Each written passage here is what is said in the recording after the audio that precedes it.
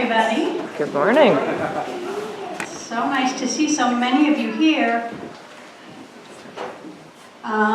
So this month, remember, for those of you who don't know me, I should probably say I'm Kate, and I am the Director of Religious Education here. It's lovely to see new faces. You might need to be pretty close to see the pictures on this, but there are pictures today. So we have been talking about integrity this month, right? So does anybody remember what that means? No. Remember, it's acting the way you believe, like if everybody in your school wears a certain kind of jeans or something, but you don't really like them, that you would wear the jeans you really like anyway? Kind of like that. So I have a story today about a little girl who had a really hard time figuring out how to be who she was and try to fit in with her new class. She was new. We'll see how this works.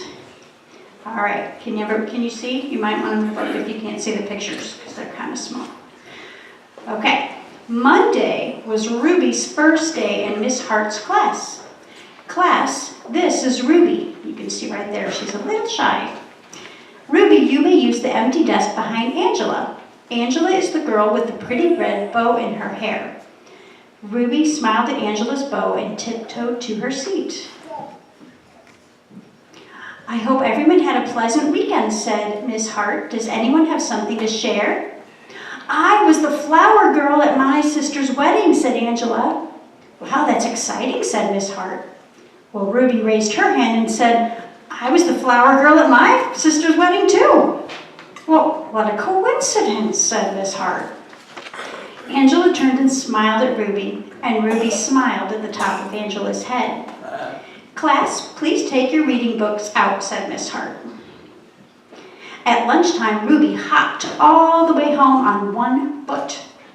When Ruby came back to school, she was wearing a red bow in her hair. She slid into her seat behind Angela. I like your bow, whispered Angela. I like yours too, said Ruby. Class, please take out your math books, said Miss Hart. On Tuesday morning, Angela wore a sweater with daisies on it. At lunchtime, Ruby hopped home sideways. When she came back to school after lunch, she was wearing a sweater with daisies on it. They were kind of pinned on, you see. She made her own. I like your sweater, whispered Angela. I like yours too, whispered Ruby. On Wednesday, Angela wore a hand-painted t-shirt with matching sneakers. After lunch, Ruby hopped back to school wearing a hand-painted t-shirt with matching sneakers.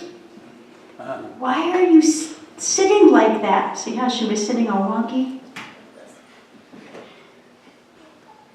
Wet paint, said Ruby.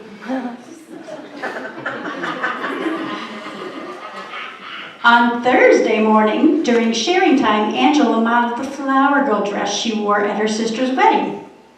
Ruby modeled her flower girl dress too, right after lunch. Angela didn't whisper anything. By coincidence, on Friday morning, both girls were wearing red and lavender striped dresses. At lunchtime, Angela raced home. And when she came back to school, she was wearing black. On Friday afternoon, Miss Hart asked everyone to write a short poem. Who would like to read first? Asked Miss Hart. Angela raised her hand. She stood by her desk and said, I had a cat I could not see because it stayed in back of me. It was a very loyal pet. It's sad we never really met. That was very good, said Miss Hart. Now who's next? Miss Hart looked around the room. Ruby? Ruby stood and she said slowly, I had a nice pet who I never met because it always stayed behind me. And I'm sure it was a cat too. Ruby smiled at the back of Angela's head. Someone whispered. Ruby sat down. What a coincidence, murmured Miss Hart. And you see her, she's like this.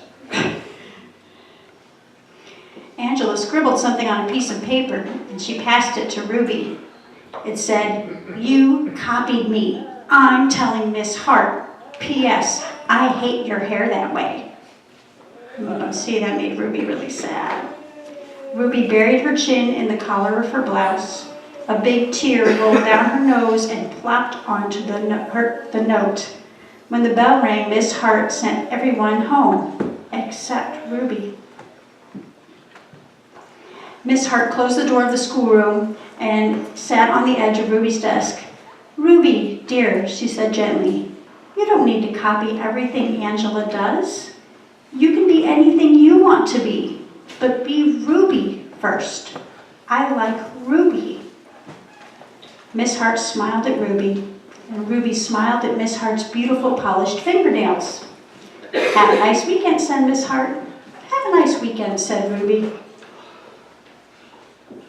On Monday morning, Miss Hart said, "I hope everyone had a pleasant weekend." "I did. I went to the opera." Miss Hart looked around the room. Does anyone have anything else to share? You ready for it? Ruby waved her hand. Glued to every finger was a pink plastic fingernail. "I went to the opera too," said Ruby. "She did not," whispered Angela. Miss Hart folded her hands and looked very serious. "Ruby, dear," asked Miss Hart, "did you do anything else this weekend?" Ruby peeled off a fingernail. "Well, I hopped," she said. The class giggled. Ruby's ears turned red. "But I did! I hopped around the picnic table 10 times. Ruby looked around the room. "Watch!" Ruby sprang up from her desk, and she hopped forward, and she hopped backward. She hopped sideways with both eyes shut.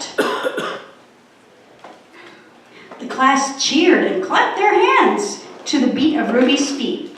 Ruby was the best hopper they had ever seen. Miss Hart turned on the tape player and said, "Follow the leader, do the Ruby hop." So Ruby led the class around the room while everyone copied her. And at noon, Ruby and Angela hopped home for lunch together. It took her a while, but Ruby finally figured out how to be herself and be part of her classroom community, right? Integrity, there you go. All right, so you may either return to your seats or go up into the RE space to hang out.